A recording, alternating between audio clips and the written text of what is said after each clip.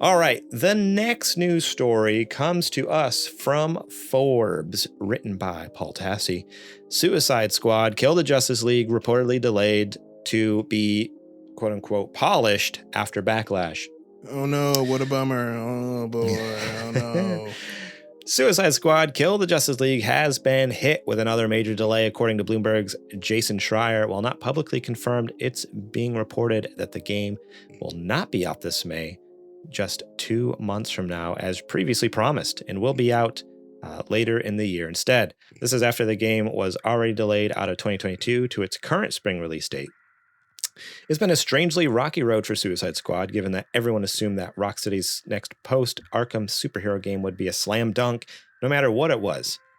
But last month, Suicide Squad took center stage during a high-profile PlayStation showcase, and the reaction was poor, to say the least. Gameplay looked strange, like some sort of version of Crackdown, with characters flying through the air, all shooting some form of weaponry. But the main problem appeared to be the model itself, in that rather than being a story-focused single-player outing, Suicide Squad is a co-op, loot-based shooter with live service elements with more characters and content promised after release. The trailer talked about gear score and showed off looted weaponry that would be shared across all classes, meaning King Shark and Harley Quinn wield the same guns. However, this current delay, which at most is likely to be a few more months, is not going to lead to a complete overhaul of the game. It can't, as it's far too late to redesign the entire concept of the game away from the games as a service version. Instead, it's mostly about polishing what is there. This is a quote. It doesn't say who it's from, which is interesting for Forbes to do that. But it says someone, quote, said, "The delay is necessary mostly to fix bugs and improve aspects of the game that were lagging behind and won't overhaul much of the core gameplay that had led to the backlash," the person said, asking not to be named, discussing information that isn't public. So possibly someone at the studio. Mm-hmm. It's unclear how Suicide Squad will be received in the end. There are also baseline problems with the IP, as DC keeps pushing the Suicide Squad concept despite 2 different movies, one terrible and one good one that didn't make enough money. Now we have this game which stars similar characters when everyone thought Rocksteady's next project would have been a Superman or Wonder Woman title or something like that. There's a lot of proof here, so if the core concept can't be changed now, at the very least it needs to launch polished and mostly bug-free. I don't know if you guys caught the PlayStation State of Play that happened in February. I was watching it live. Yeah, I don't know if you caught it, but it was, what did you say, Adrian, before? It was like 15 minutes of gameplay they showed off. Yeah. Pretty much all gameplay. I think there was a little, like a couple cutscenes and trailers, but mostly just all gameplay. And to say it was rough is even like an understatement. Like it. You're being nice. Okay, I will give it this. Graphically, it looked fine. Oh yeah. But everything else, it was basically exactly what they said, Crackdown style, where you're just like flying and jumping through cities and shooting things up and things. Shoot the purple thing. I saw someone tweet about that. I forget who it was. Someone tweeted about it. It was just like, it's just the shoot purple thing simulator. Like, yeah, all the enemies are purple. With the big boss monsters have like purple spots that, illuminate their weak spots, and it's like, okay, so it's just the purple shooter simulator kind of thing.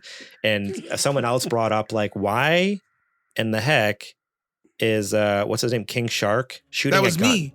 Why is he shooting? He's insanely strong. He rips people apart. He eats people. What are we doing? Why is he shooting guns?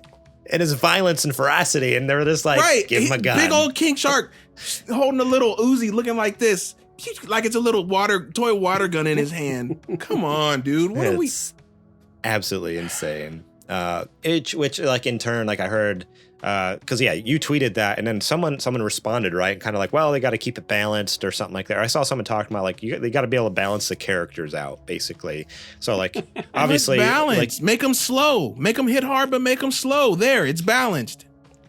What are you talking about? I don't know. Well, I mean, that's the thing. What they mean is they have to make all the players or all the characters play the exact same so that they unlock the battle pass stuff at the same rate. Right. Bro, and that's what, exactly. and that is what they meant. That's what they're saying. It's like, well, why we don't want that? Why we don't want right? I don't know. Yeah, they tried to do that with Avengers, and look what happened. That flopped too.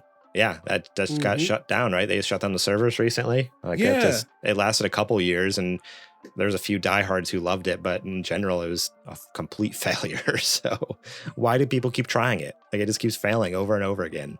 You got me. JJ, have you seen any of the gameplay at all, or just? Yeah, I'm actually a big fan of King Shark, the character, and I'm a big fan of Samoa Joe, who voices the character in this game. It's one of those games that I actually contemplated getting until I saw the trailer during that PlayStation Play. Yeah, I'm like, to me, it comes across like Gotham Knights. It looks like boring. It's of the same vein. It's like, there's nothing there. There's no meat on the bone. Yeah, they lean so hard into like the looter shooter aspect of it too. It's like, okay, so they took all the fun things that's in the Borderlands games, and they got rid of it and just took all the boring things. They're like, hey, all this fun stuff in the looter shooter genre, we're not going to do that. We're just going to take the basic core game mechanic and then put like crappy stuff on top of it. And it's like, wait, why not take the good things of looter shooters? Like, people like looter shooters. Like, that's not a bad genre. Right. It's just, there's certain things that you should have in there to make it fun. Like a good story and like decent characters. And I don't mind upgrades. I don't mind new weapons at all. I don't mind that stuff. Yeah. Don't worry about balancing things. Just like make it fun. Like, who cares about if it's balanced? Like, I don't want to but that's the thing. Everyone wants to have the next big multiplayer online experience. Everything's got to be competitive now. It's like, why can't it just be fun? It's got to be competitive, and it's got to be monetizable. There's not gonna be a Suicide Squad Kill the Justice League Grand World Championship, one day. Like, so why? Just don't fuss with it. I don't know. It's so frustrating because remember back before we knew what this game was a couple years ago, how naive we were to think that, Rocksteady's next game, 10 out of 10. Always, like, they only put out 10 out of 10s. Always. Man, it was dude, I don't know. I remember when the rumor was that they were making a Turtles game, and I was so stoked because of how good Batman was. They would have knocked that out of the park. Man. Yeah. There was like so many awesome speculations from Superman. They mentioned the article, Superman, Wonder Woman, Turtles came up. Like, there's so many awesome heroes they could have picked. And it's like, it's Suicide Squad, and it's gonna suck. So seeing Suicide Squad right now, this is a serious question. I know that none of us believe that Arkham Knight was actually a game. We'll leave it there. We have to go on, deeper there. But with Rocksteady screwing this presentation up of Suicide Squad, do you guys think they even have it in them to pull off a regular killer Batman game? If they were to go and say, hey, we'd like for you guys to produce the next Batman game. Absolutely. Do you think that they could?